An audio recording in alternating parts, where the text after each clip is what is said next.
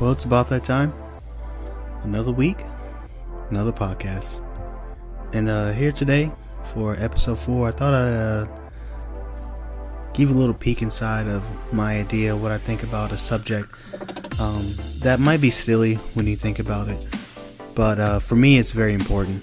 It's been with me for years, and it's just a little insight what I think about it.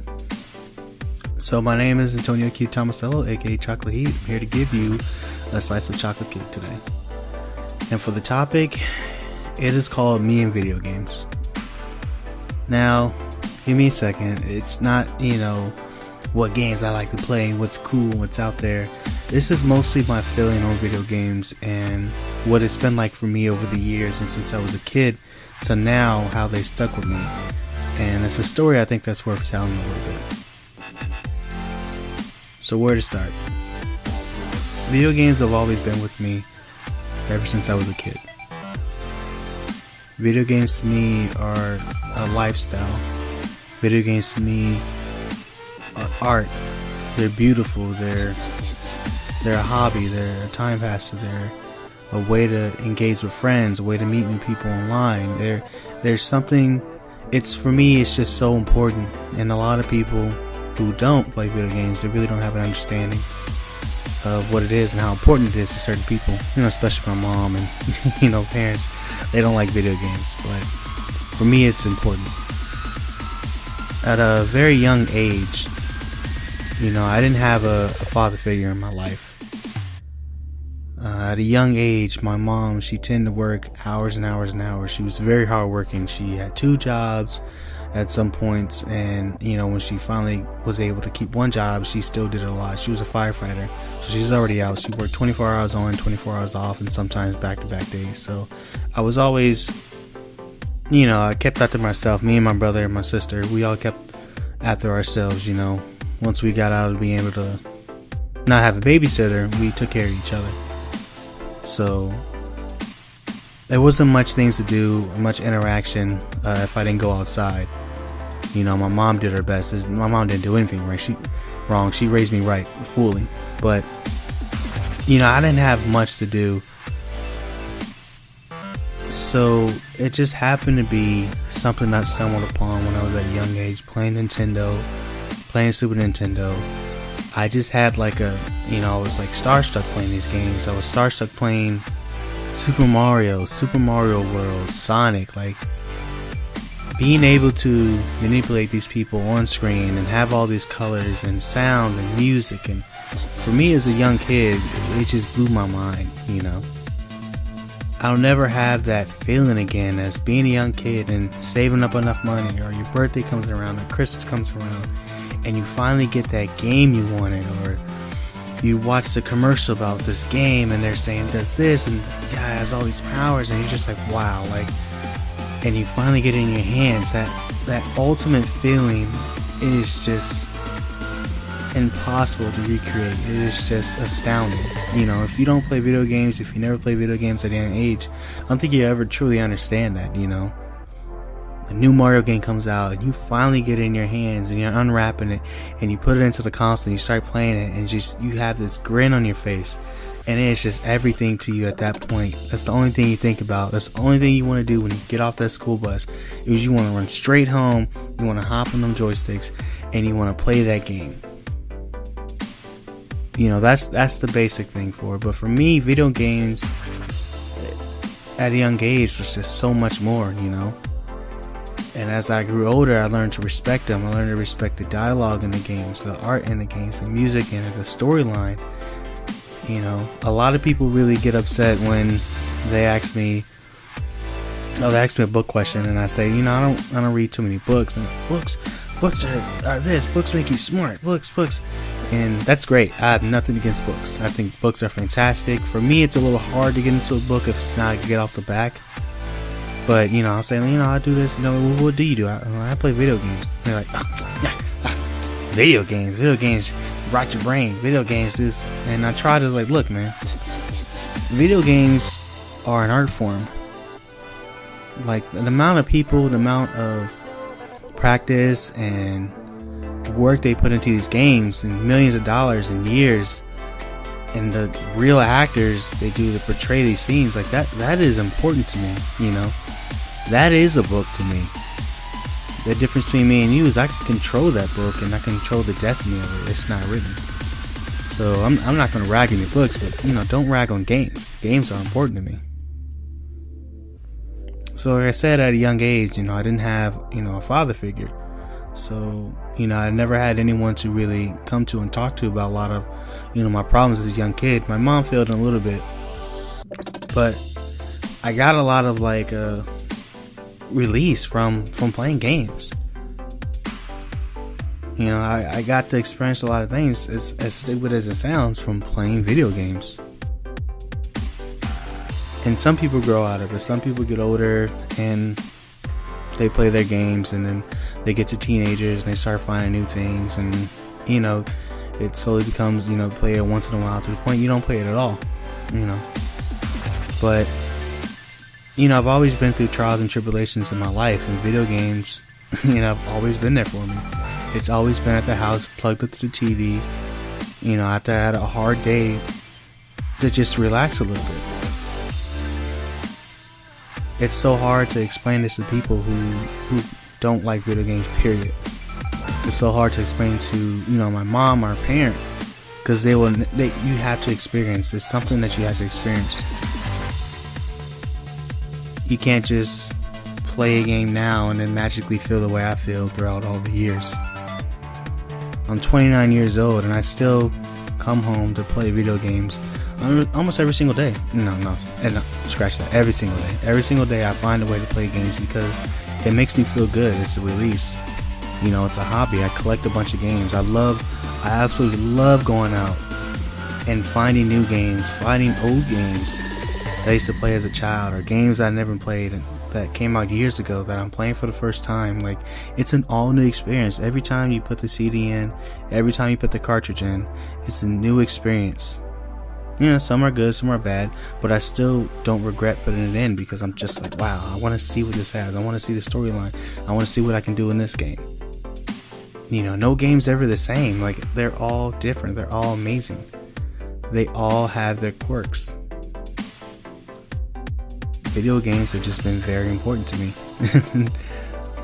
I see myself playing them until I get old. So I'm an old man in a wheelchair still playing Super Mario. But it's just so much more, you know. Video games have got me friends that I've had. Video games have made me experience new things. You know, I've even dated a girl I used to play video games with. They just get I just think they get shitted on sometimes, and mostly by the media, because there are games that are violent. There are games that portray the world and bad things. You know, like for example, if you want a true example, everyone always, the number one spotlight for video game violence and nudity is Grand Theft Auto. You know, you have to know what Grand Theft Auto. Everyone knows what Grand Theft Auto is. You steal cars, you know, you rob banks, you know, you beat up pedestrians, you know, you shoot cops and all that stuff. So, and there is a form of violence in it, of course. And a lot of people say, look how bad Grand Theft Auto is. I don't want my child playing video games. Grand Theft Auto is terrible. If you don't want your child playing Grand Theft Auto, don't let your child play Grand Theft Auto. But don't deny them the experience of playing other games that you can learn from, that would teach you things, and it's fun to experience that don't have that. You know, I think all kids of all ages should play video games.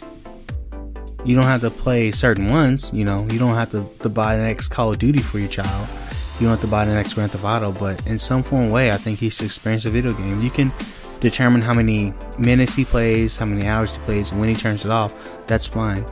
But to deny him something that is, to me, pure art form, that you shouldn't do that. You know, it's the same for me as books. No parent ever would say, don't you ever read a book, you know. But there's plenty of parents that say, don't you ever play video games, and I think that's unfair. You don't have to get the bad ones, just get one that he can enjoy, that he likes. something that will teach them something. There's even ones that will teach you ABCs. You know, there's video games for typing. There's so much things. It's to help the child develop and have fun. So just don't give them a bad rap. But back to it, I mean, it's a mindset too about what they hold. They're constantly evolving. If you haven't played any in years, you know, I urge someone to go out and play something that has a story-driven game. You know, if I ever give you an example, there's a game where it's called Heavy Rain. Now, in Heavy Rain, it's got an intriguing storyline. You know, not too much interaction as your current game. You know, you don't go around as an ex-military force. You know, there's different sections and parts of the game that are really eerie. Different sections and parts of the game that have a good storyline, capable of movie quality. Well, you can get emotional from this form of media. Well, you can get emotional from some type of media. It has an importance. It has a weight. You know, if you can read a book and cry that the main character died, cry that they got what they want at the end of the book after trials and tribulations and struggles. Think about that same thing and something you can control. That you felt the struggle because you did it. You physically helped that person get to the next level. Think about that. That to me is amazing. That to me is a video game. So throughout all these years, I've never let that feeling go. I've never dismissed video games. There's never been a point in my time where I actually sat down and said, I don't want to play video games anymore, because I constantly have trials and tribulations in life. And what's always there when I get home is my console. So it's just so rough to tell people that, you know, because there's just people who just don't want to listen and don't understand. Video games are bad. Video games are stupid. Okay, that's fine. But give it some respect.